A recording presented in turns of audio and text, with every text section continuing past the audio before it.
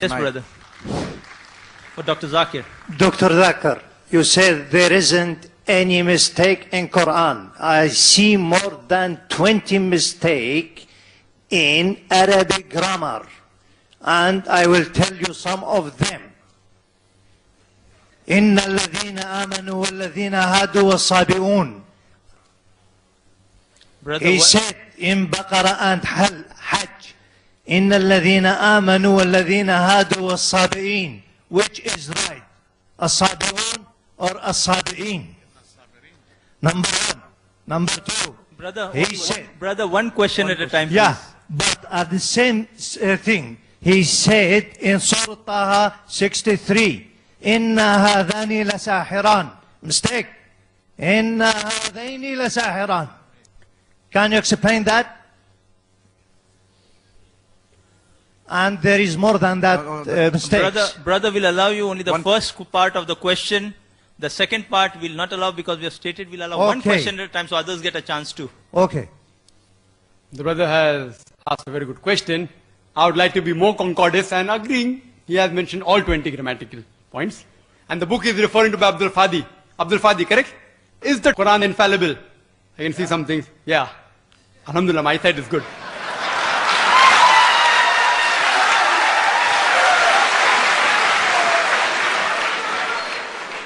I will answer all 20 together. Because I've read the book. I'll answer all 20, inshallah. Inshallah. Point number one, brother. Point number one. Point number one to be noted that all Arabic grammar is taken from the Quran. Quran was the highest Arabic book. A book which has the maximum level of highest literature. All the Arabic grammar has been derived from the Quran. Quran is the textbook of grammar. Since Quran is the textbook of grammar and all the grammar is derived from the Quran can never have a mistake. Point number one. Point number two.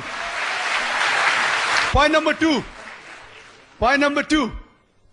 It is like, taking a ruler and the ruler is there, has a measurement and you're saying the measurement is wrong. It sounds illogical. Point number two. In the different tribes of Arabia, and Arabic, and Dr. William Campbell also will agree with me, in different Arabic tribes, the grammar keeps on changing. In some Arabic tribe, the word is feminine, the same word is even masculine in the other tribe. Same word, in different tribes, the grammar keeps on changing. Even the gender keeps on changing. So will you check Quran with that faulty grammar? No. And furthermore, the eloquence of Quran is so high. It's so high, it is far superior. And, there are various books. On the internet you go, 12 grammatical mistake, 21 grammatical mistake, Abdul Fadi, 20 grammatical mistake. Do you think the Christian people took out these mistakes?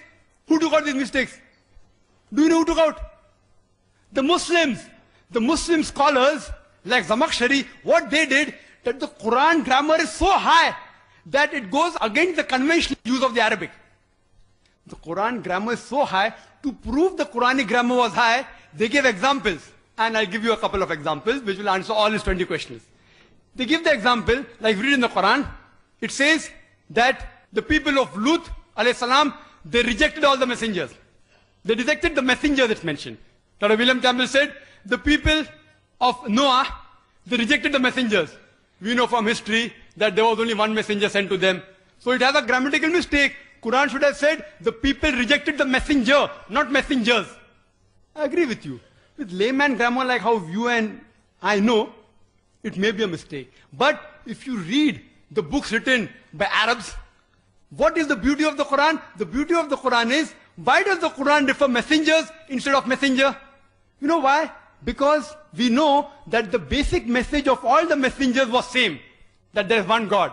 About Tawheed, about Allah subhanahu wa ta'ala. By mentioning the people of Lut alayhi salam, the people of Noah rejected the messenger. It says by rejecting Lut alayhi salam, they are indirectly rejecting all the messengers.